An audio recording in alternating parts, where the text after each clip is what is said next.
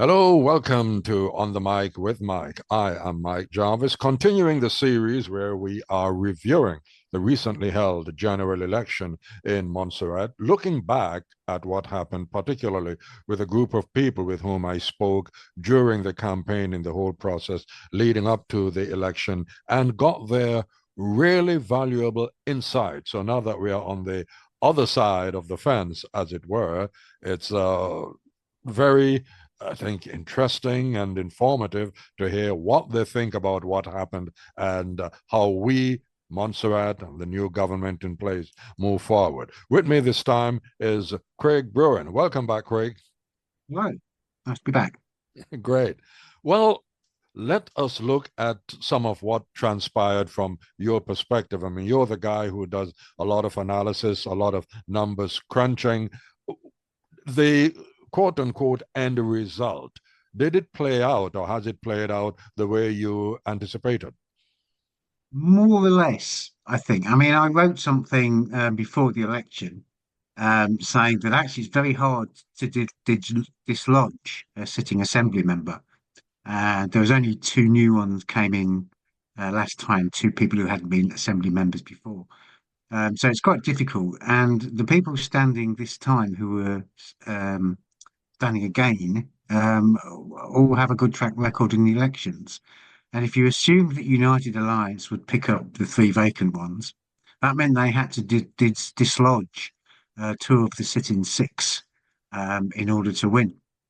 And they went for the leader and the deputy leader of MCAP.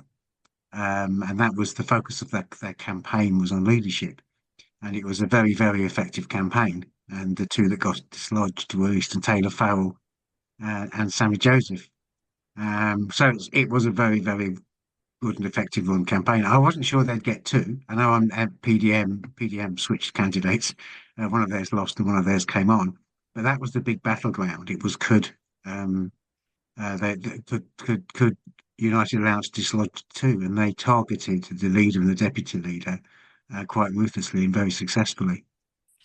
Well, we are where we are now, and it's a completely different ball game, as it were, going forward from here, the way the current assembly or the new assembly is made up. You know, what I found interesting were the preliminary report from the Commonwealth Parliamentary Association, who had an observer mission monitoring the election process in Montserrat. And I'm just going to go straight to one area that I know that you both individually, professionally, have been campaigning on quite a lot, and that is disability rights, access in general terms, meaning access to buildings, access to opportunities for people with disabilities, with the Montserrat Association of People with Disabilities. And the Commonwealth Parliamentary Association mission were just throwing plaudits at Montserrat for the manner in which it set up the mobile voting system, really full of praise for that and how it accommodated persons with disabilities in particular. Yes, it was amazing. It's the praise they got, given it's the first time, and the potential for it to go disastrously wrong was always there. So this is the first time they did it. So to get the praise that they got from the observers was fantastic. The Electoral Commission deserve a really good pat on the back. 44 people voted this time who wouldn't have got to vote otherwise. And that's a huge step forward democracy. You want everybody who has the right to vote to be able to vote. There's more to do. They did talk about postal voting. Postal voting has come up before because people who are off island on the day of the election get disenfranchised. There are people who aren't in institutions but who are at home who lose the right to vote and don't want to be taken to the polling station by a candidate. There's also issues that have been raised, I think 10 years ago originally about party names not being on the ballot paper. That would make it easier for people to vote if they could see the party names. That the colour scheme helps, but the restriction on what you can put on the ballot paper isn't helpful. And they also said this time that magnifiers would be quite good because the ballot's quite big and quite small. So there is still a lot to do, but it was to get such praise for the first time this has operated, I think is fantastic. One minor thing, though, is about how the votes are presented, because it's such a small group. To make it a polling district in its own right does undermine the secret ballot slightly. It's something I picked up with the observers beforehand, or with the people on the island who met the observers, and said it would be better if they could merge the results in with the other districts. Just so, for example, the two candidates who never got any votes at all from the people on mobile voting don't know that. It's Yeah. supposed to be a secret ballot, so you shouldn't know. So I think that was a bit awkward, and you could see that beforehand, given the small numbers. But apart from that, it was a great success. I'd like to know how many people on remand voted, because that way it wasn't just about disability; it was people on remand. And people who are hospitalized or Yeah. infirmed, who are still mentally fit to participate in the process, but have mobility issues. So, Yeah, yeah. but You have I'm to just sorry, Craig, continue. Like I say, voting means you have to get to the vote. It's not just having the right to vote; it's having the ability to vote. So that is the whole process of being able to read the ballot paper and being able to put the ballot paper in the box. And on this whole question of diversity and inclusion, which is a chapter in their preliminary report, I'm noticing that they're saying, and I'm reading here, youth participation was notably limited. Few younger voters were observed on election day.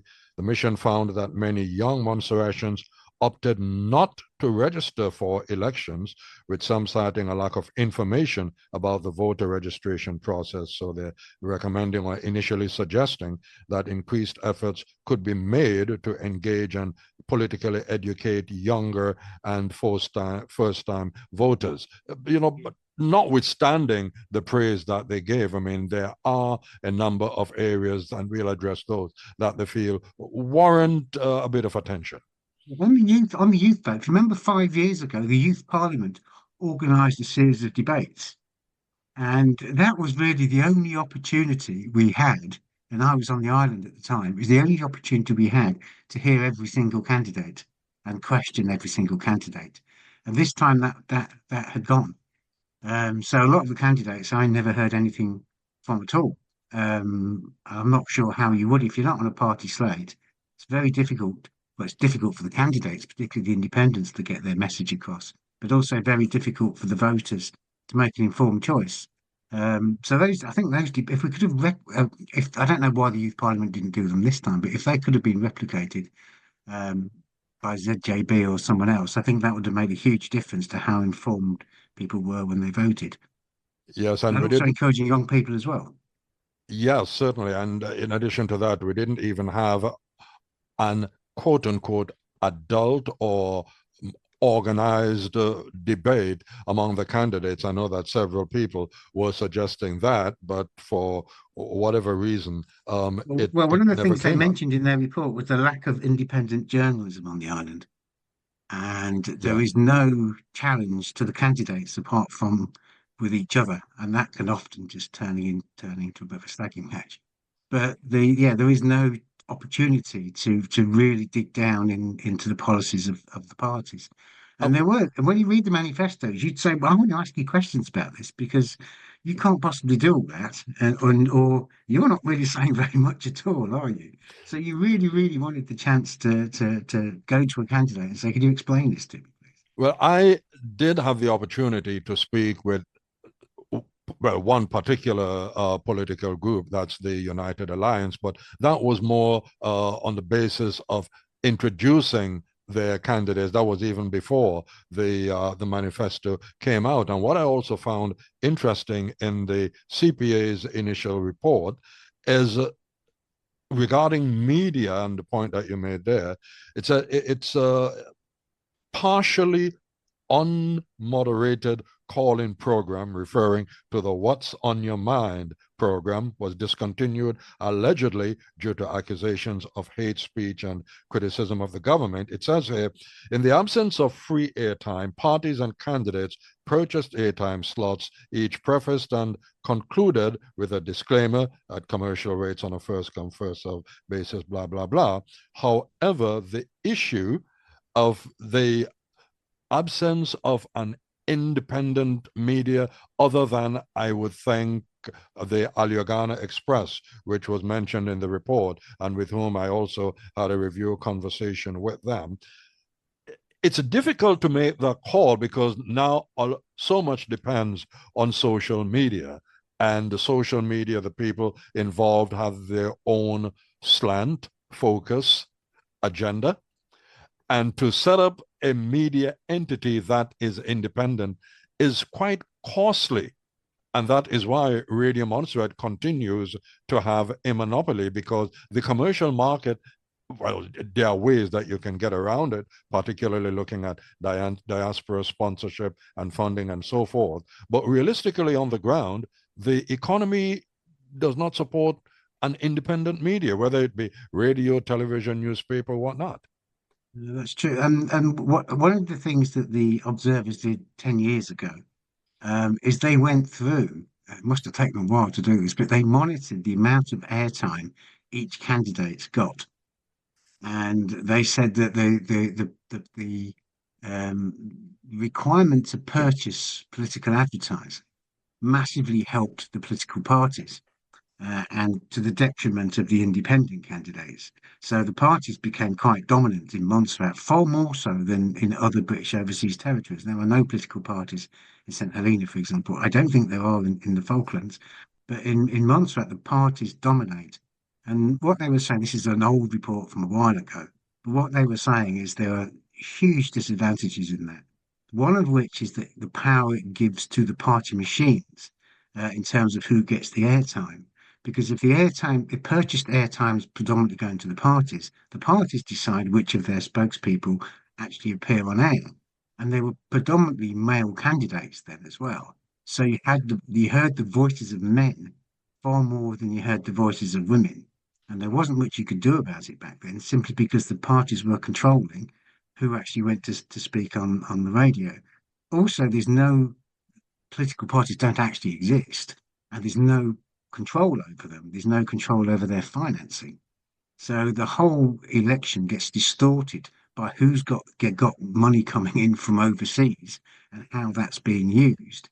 And independent Montserratian candidates with no external support were just getting drowned out. And the majority of the independent candidates were women. And on the issue of campaign finance, again, looking at the CPA's preliminary report, that was also referred to, because the point they're making here is that there's still no legal obligations to disclose funding sources or campaign expenditures. Additionally, it says the law does not address potentially controversial matters such as the acceptance of foreign donations or the involvement of non-Montserratian nationals in the campaign process. So I think what the only way that this could be resolved is to legislate it and to manage it so that there is disclosure regarding campaign financing. Yes, and these are issues that have been raised by the election observers at every election, and never they really get addressed. The report from 2 elections ago was really detailed and really comprehensive, more so than the last two. But none of the recommendations were ever addressed. That was the one when PDM came in. Didn't address any of the recommendations at all. Fortunately, this time they've addressed some, particularly around access to voting, but not all of them. There's a dozen other recommendations that they didn't address, and they passed a new electoral legislation. I think it was in 2023. But that only included the mobile voting and a few other minor changes. It didn't address the big issues that the election observers talk about every single time, which is party financing, external funding, foreign influence, the rights of civil servants to vote, of which I think they said it's about a third of the third to stand, sorry, not to vote, about a third of the people eligible to stand as candidates work for the government and are therefore banned. Mm-hmm. A lot of these sort of restrictions on people who can stand, you can't stand unless you're 21. You have to have a Montserratian, one parent, a Montserratian citizen at the point of which you're born. So it hugely restricts the number of people who can actually stand for election. But none of these things ever get reviewed. I mean, there was also the issue about the constituencies and the whether the at-large system was still fit for purpose now, given it was only a temporary measure. So all these issues get brought up every single election, um, and they just kind of think they're far too complicated, so they get just pushed to one side. Maybe the mobile voting came in because it was an easy one, or maybe it was just because there was a few of us just kept reminding them that it was quite important. I don't know, but all the issues, I don't think they've come up with any issue this time. I know we've only got the interim report, but I don't think they've come up with an issue that hasn't been brought up before. And it's different people each time still picking up on the same points.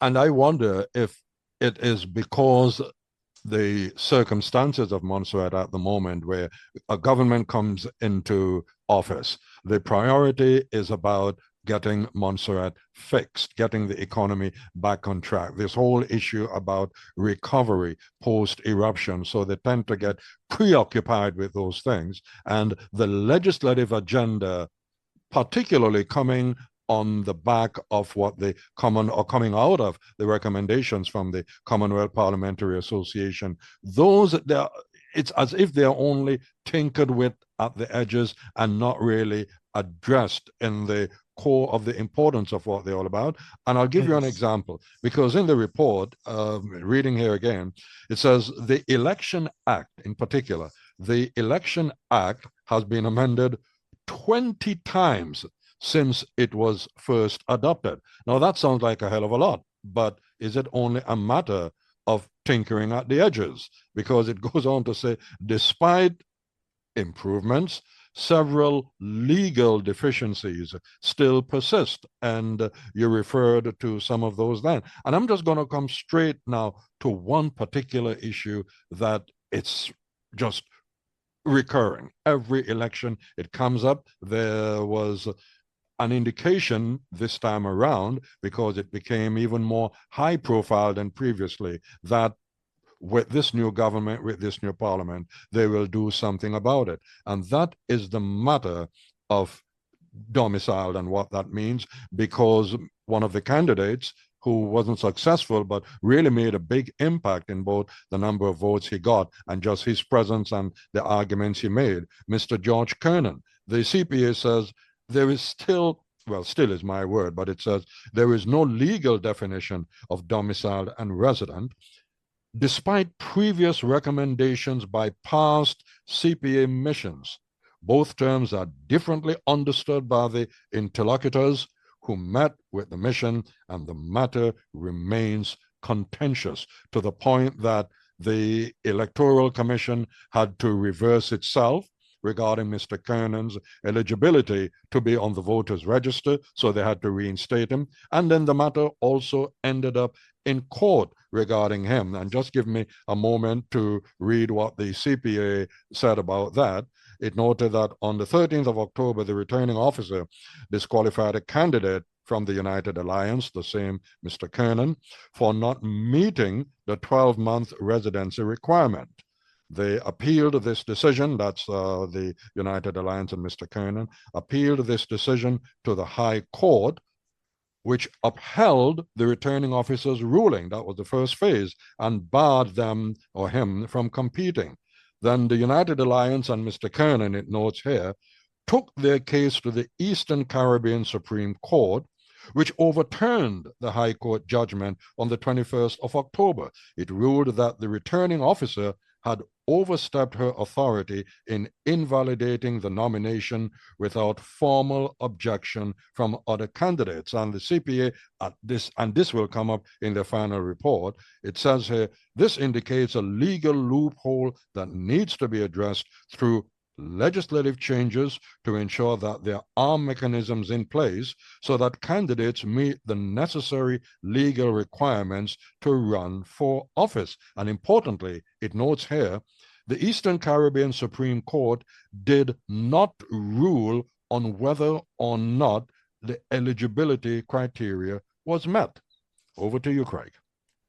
Yes, and well, as I've said, it's something that's come up before, and it's not a decision that people want to make. The Electoral Commission themselves would like a clear rule on what domiciled actually means. There's a habit in Montserrat, I think, of words being used in legislation. I mean, disability is one, where nobody actually really knows what it means, and domiciled is one of those. The interesting thing about this is the second time in a row that somebody challenged a decision to exclude them from standing, because we had Vicky Stevenson or Vicky Locker last time saying that she should be allowed to stand, but wasn't because she was a civil servant. She wasn't a particularly senior civil servant, but the rule at the time was anyone who's a civil servant is a public officer. You can't stand for election. She thinks she's still again this time. Now she's not a civil servant. But if you've got a small island of about voting population of 3,300, I think it is. Nine, I can't remember how many candidates was, but nine people being nine places in the Legislative Assembly to go for, and you'll get every time you're getting somebody challenging the decision about whether or not you have the right to stand, then there is something wrong. It is, and the Covenant on Political Rights, everybody should have the right to stand for election. And if you're being prevented from standing for election because of rules that have been badly written or have been maliciously written, I think in the case of the one banning civil servants, that goes back to the days of the British Empire and loose talk being considered treason. So if you've got maliciously written legislation or badly written legislation and it's denying someone the right to stand, then it really needs to be addressed. And I take your point about the legislative agenda, it's always so huge, but this should be led by the Electoral Commission. And they're doing a good job. We've got a new one, and they're doing a good job. So it's something they should take on. There was an advert placed about 2 or 3 years ago for expressions of interest for people to sit on the Electoral Reform Commission. And I don't know whatever happened to that. But there is a big agenda now of outstanding recommendations from the election observers going back many years, which somebody should be sitting down ticking off, because if they don't, there'll be more court cases and there'll be more recommendations, repeating recommendations of 5 years earlier. Does this point to a pattern that we have seen in Montserrat on very important matters, that a lot of time is spent on consultants, on commissions, detailed studies are done, excellent technical and academic reports are put together, recommendations are made, whether it be on a strategic development plan, an economic development plan, tourism. We recently had, you mentioned, the Electoral Review Commission. Then in the last Parliament, last Assembly, we had a resolution for constitutional reform. And then on top of all of that, we had that access inquiry, remember? So we have all, is not to say we do not know what to do or we do not know what's to be That I can done. remember welfare reform. Welfare reform. 2016, I think I sat down and went through all of them. There's health charges. There's a report on that being reformed. Yeah, the end the technical consultants come in and they produce their reviews, some of which are really good, some of which are terrible, but they come in, and because something doesn't happen straight away, I think they get forgotten. And then what happens is then somebody brings in another consultant to redo the report of the previous consultant because everyone's forgotten it. The one that's going on at the moment is the Sustainable Development Plan, which has got a long name that I can't remember. They're going to have to change that because none of us are going to be able to remember it. But the Sustainable Development Plan has been in the process of being produced for the last 3 years. And I thought, I've seen drafts of it, and I've seen the population strategy and the population situation analysis. It's all really good quality work. And I was surprised that MCAP didn't make more of that, because that was produced on their watch. And that presumably is a vision for the island that they have drawn up with all the stakeholders on the island, because there was a lot of consultation over producing this. And I thought they would have made more of that. This is our vision for the future. And in the end, you had all the parties coming up with their own vision for the future, despite the fact there's no real ideological difference between them. You would have expected minor tweaks of the big vision. And the fact that all that work went into that, producing all those documents throughout the life, I think, of the last administration, and it wasn't discussed at the election, I think was a shame. I think health as well is another one where there are big conversations to be had about health, about particularly prevention, particularly with an aging population, particularly with non-communicable diseases which create a high risk of dementia. All these things you would have thought would have been at the forefront of the debate during the election, and a lot of the work has been done to inform the debate, but it wasn't discussed. And so you think now, well, that'll probably get lost And I'll until just somebody wants to do something, then another report will be commissioned. exactly, and I'll just add to that the consultancy commissioned by the governor into what type of aircraft is best suited to Montserrat that is now sitting on somebody's desk while there's a new government in place. And that's also to be looked at again because that fits into this ongoing debate about access. Important question for you, Craig. Given the research you've done, the analysis, the manner in which you spend a lot of time looking into these things, 5 years down the line, from this election, how will this new government be judged, do you think, particularly given that Mr. Mead, who is premier again, is not just a politician? I mean, he is a technocrat. So, with all of the recovery related issues that he has to deal with, the access issue and the infrastructure issue and the hospital and the port and the condition of the roads and housing and population, etc., etc. There are these important reports that really set the template for the future development of Montserrat, whether it be regarding the electoral process, constitutional reform, whatever. How do you think he will be judged having all of these to deal with? Well, there's the short term and the long term, isn't there? The short term, he's doing the right things in that he's doing things that matter to people in the short term, which is making the place look clean and tidy, cutting the grass, fixing the roads, and they're the things that any politician coming in would always want to do. I think what to be a successful government, I don't even think he particularly needs any new policies, really, just to implement, some of the ones, health, social care, um, welfare, and all these sort of things which are sort of hanging around. I know the last government was more interested in construction, but there's a lot of things that are hanging around in terms of social policy, and health policy, which need to be addressing. But the thing he has to do to be judged a success is to get everyone to agree with him. I mean, I was looking at the figures.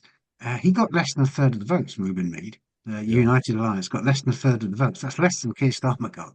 And everyone is saying Keir Starmer got in on a very, very small percentage of the vote. It was incredibly small. If we had proportional representation in Montserrat, he'd have got 3 or 4 seats and wouldn't actually have been in power. But the Well, nature of the let's electoral not even system, start a conversation about changing the but the electoral electoral system, it system. means that, well, the thing about the Montserrat system is everyone recognises the outcome is legitimate. They've got Reuben Mead as premier, and they've got Paul Lewis as the leader of the opposition. And I think that's what most people thought they'd voted for.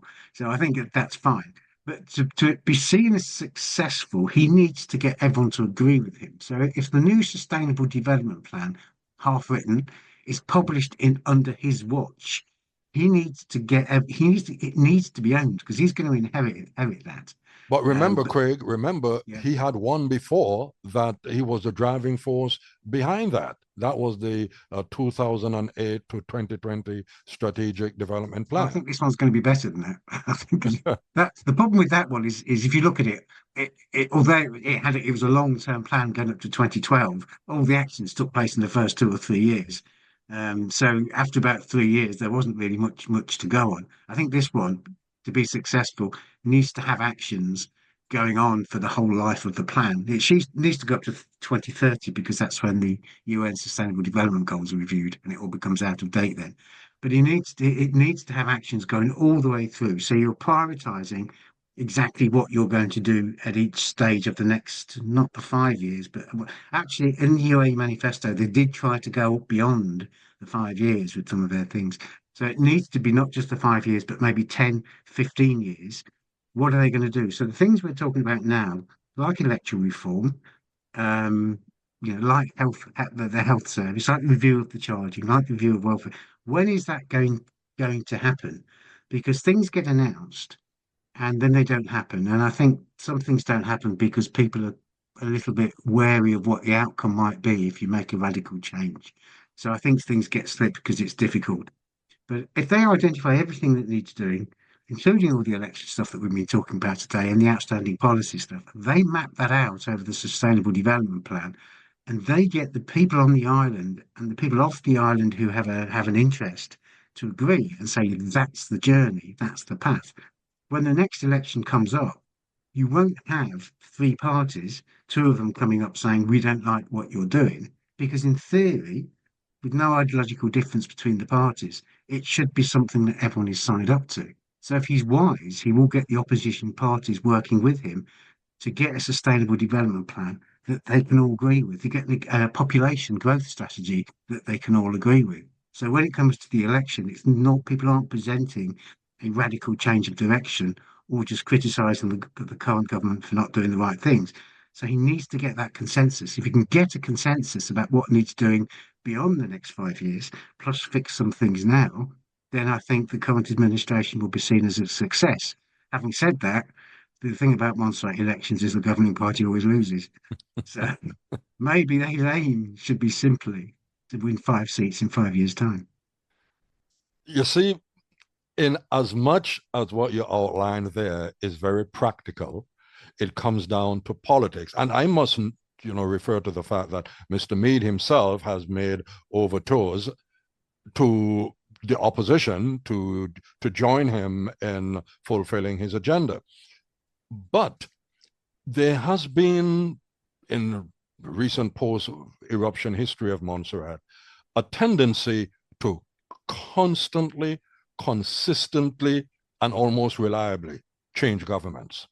So there is hardly ever, even though the issues that all of the politicians, all of the governments have to deal with are basically the same, the continuity is not really there because people come in and they reprioritize things or they don't address certain things. And we just end up on this turntable going around and around and around, coming back to the same issues. So the question is, can this be done in a one-term government? Well, that's the question, isn't it? I mean, maybe it is the electoral system that causes this. The fact that we've got a British style confrontational parliamentary system in an island where it's probably not suited to that. Maybe it would have been better if Reuben Mead's party only had 4 seats and they had to take in an MCAP person to get the majority. So they had an automatically coalition. So when they went into the next election, they weren't going hammer and tongue to each other. Maybe there's an argument for that. But the agenda for Montserrat is well beyond 5 years, isn't it? It realistically, I mean, when MCAP came in, they had so much because they came in on the back of the sick project, the Yeah, famous 200 million to spend, yeah. and it was huge. It was never going to be delivered in 5 years. And actually, the projects that are being funded are all quite small. I mean, 200 million is not a lot of money when you think that's paying for fibre optic and a port and a hospital and roads and schools. It's not a large amount of money. And it was EC dollars as well. It wasn't pounds. So it wasn't a huge amount of money. So now people are saying, is that it has the is the port the right port? Is the hospital too small? Because the size of the hospital was dependent on a lot of other things Mhm. to reduce demand for services to the hospital. It doesn't support any population growth. So you've got a hospital that's designed for the status quo. At the same time, someone's producing a population growth strategy of which will say, well, we need better health services and we need more housing. So things don't fit. And I think when MCAT came in, I think their priority was just to get the construction projects delivered without really thinking, I think, about whether they were the right projects. I mean, did we really need a volcano, whatever it is, interpretation centre? I don't know if that's still going ahead. The British government has said you've got to have a parliament building. I'm sure it's a great thing to have.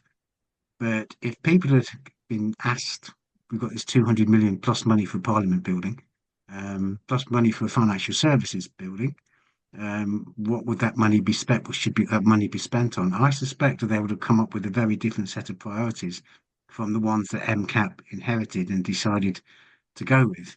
And I think, I don't know, people are already starting to say that is the port going to be another airport? It's a lot of money, but actually it's not going to make a great deal of difference. I mean, one thing I noticed reading recently the review of the SITREP program, which got published earlier this year by FCDO. It's this they use if you work in the world of international development, you get used to these sort of strange phrases which don't necessarily mean what you think they do. But one of them was that they needed to review the logic model. Now, that might not mean anything to somebody who doesn't work in international development. Sorry, not the logic model, sorry, the theory of change. I'm getting my techniques mixed up. The theory of change model. Now, the theory of change model is something that is used by people in international development to work out what you need to do to achieve specific objectives. And what the report says, if you read it very carefully, is we're spending all this money on all these projects in the hope that they lead to economic growth. SITREG was announced with a 2.5% annual economic growth attached to it. And what they're now saying is actually we're spending this money, but the only growth to the economy is the growth caused by employing people to build these capital projects. It's not creating an economy. And therefore we need to review the theory of change. So if you see review the theory of change, that means this isn't working like we thought it would. The projects are getting built, but the purpose wasn't to build the projects. The purpose was to stimulate the economy to reduce the need for UK aid. All UK aid is designed to reduce the need for UK aid. And the aid presented so far isn't doing that. It's just renewing things that were already there and creating better buildings, a better port, a better hospital, but not necessarily giving any stimulus to the economy. So the big thinking that has to be done within government now, and this is where the Montserrat government and the British government really need to work together better, is to actually sit down and work out what they expect these individual projects to achieve and whether they're the right projects to achieve the economic growth that they're hoping will come from them. Well, I think this is where Mr. Mead has his work, quote unquote, cut out for him. But in addition to that, this is where his expertise in his profession as a technocrat, as a development economist, can play a significant role in pushing through these things. Because when you spoke there about this theory of change model, one thing just went through my mind. And if I'm looking at it from a perspective of the funding authority, in this case, the FCDO, my first question is, where's the value for my money? Are you giving me value for my money, or am I investing or putting my money in a project or in an undertaking that will deliver value for you that I can be proud of? And at the end of the day, just to wrap up on this, my perspective is based on a question. What does Montserrat really need right now? Does Montserrat need politics, or does Montserrat need management? That was Reuben Reid's election slogan, I think, wasn't it?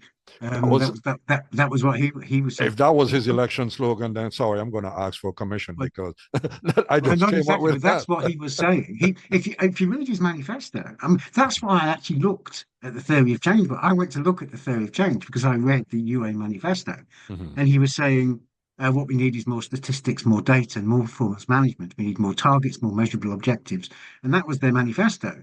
And that was the only thing they were promising. And I was thinking, well, surely they do that already. They've got TCs and they've got development specialists, and the number of civil servants in the UK working on Montserrat has been increasing. Surely that must all exist. So I went and looked at the FCDO webpage and started reading all the documents that they publish. And they publish those not because they're accountable to the Montserrat public. They're there for the British taxpayer to look at, to see where British taxpayer money is going and how it's being spent.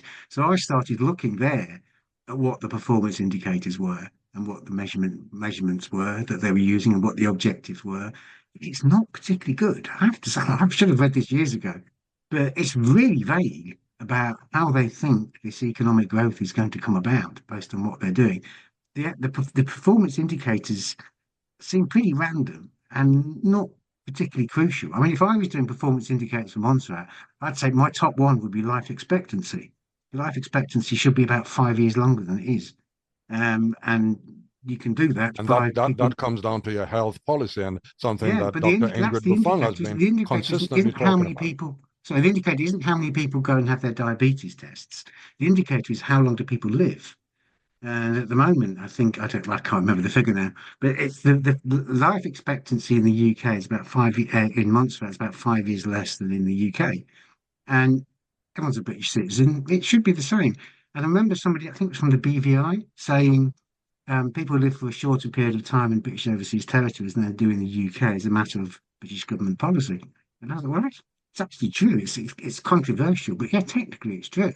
Because if the FCDO's aid programme had a target attached to it of increasing life expectancy in British overseas territories, then life expectancy in British overseas territories would improve.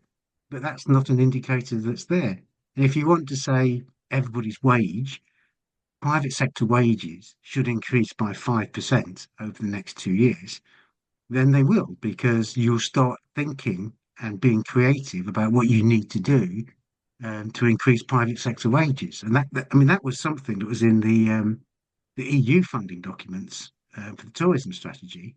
One of the objectives that were in there, hidden in there, was the wages of people working in the tourism industry in the private sector should increase, and the number of people working in tourism should the balance of people should move more from predominantly men to something that's more gender balanced. Hmm. And these are all targets that are in the funding documents from the EU, but they never made it into the big documents that people talk about in Montserrat. They're not in the theory of change. They're not in the sustainable development plan.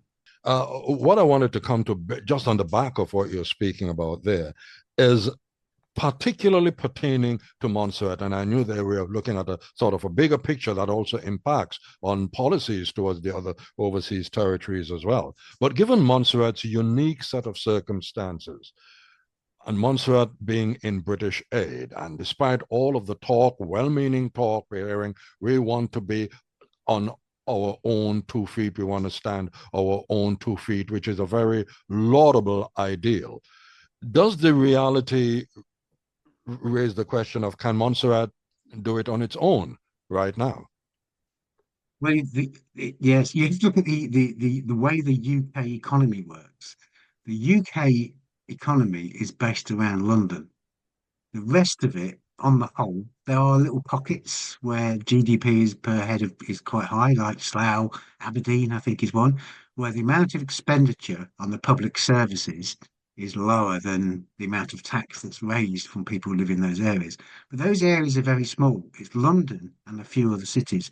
In most places in the UK, including Scotland and Northern Ireland in particular, huge parts of the West Country, their public services are not funded by local taxpayers. They're funded by Central tax. government. Yeah. Yeah, they're funded by basically central government, which is taxpayers in London. I think it's something like 60% of tax is paid by 15% of people. So there is a small number of people, mainly living in London, with high incomes or big companies paying taxation, and that subsidises virtually the whole of the UK. And not enough, because if you look at the most deprived areas of Northern Europe, I think that the top 10 most deprived areas in Northern Europe, nine are in the UK, So I'm including, going to nudge you to how does that concept then relate to the well, Montserrat situation? you have to think. You can't keep saying all the time that the aim is to become is economically self-sufficient. That can be a very, very long-term aim down the road, but it can't be short-term because the amount of tax that would need to be raised inside Montserrat to replace the aid that comes in from the UK is just impossible. I think everyone would need to be earning about 100,000 a year or something for that to happen. So it's not possible in the short term to plan for economic self-sufficiency. It just can't be done. But that's not a problem. And when you're having these debates that you people keep having in Montserrat about, oh, why are we asking the British for money? That's just begging. We shouldn't be begging. But that's how it works. So that's how the mayor of Manchester gets money for Manchester. He goes and makes the case for money for Manchester. The mayor of Birmingham, that's what people do. And they don't say we don't want to be subsidised by London. They say, well, we do want to be subsidised by London because we've got the right to the same standard of living as you has. And if you want equality across the nation, if you want to level up, then you have to accept that some areas of the country are being subsidised. So it's not a problem. And I know there's a colonial history and all that to the overseas territories as well. But I don't think um, bidding for more resources to do specific things from the British government should be necessarily seen as in any way demeaning. I think it's an absolute right. The British government has a duty towards the British overseas territories, and that includes to fund a decent standard of living. So so asking for aid rather than trying to develop the economy are not two things that are opposite to each other. You can do both. You can have Good. a I like decent that standard point of that living. Yeah, so I like the point that you made there that you can do both because even from my own point of view and points I've been arguing, there at one juncture seemed to me to be too much of a dependence on British aid and not enough attention on generating some of your own revenue, which gives you more of a say in how the money is spent locally. And that's been my perspective on it. Yes. Craig, we could go on. This is such an Can I just interesting say, I did one thing. We conversation. haven't talked Yes. much about PDM actually. The PDM manifesto. Credit to them, they put a lot of effort into working out areas where the government could generate its own money and therefore have the freedom to spend it without having to use it to fund British aid funded programs. And I thought that was a good approach to their manifesto writing.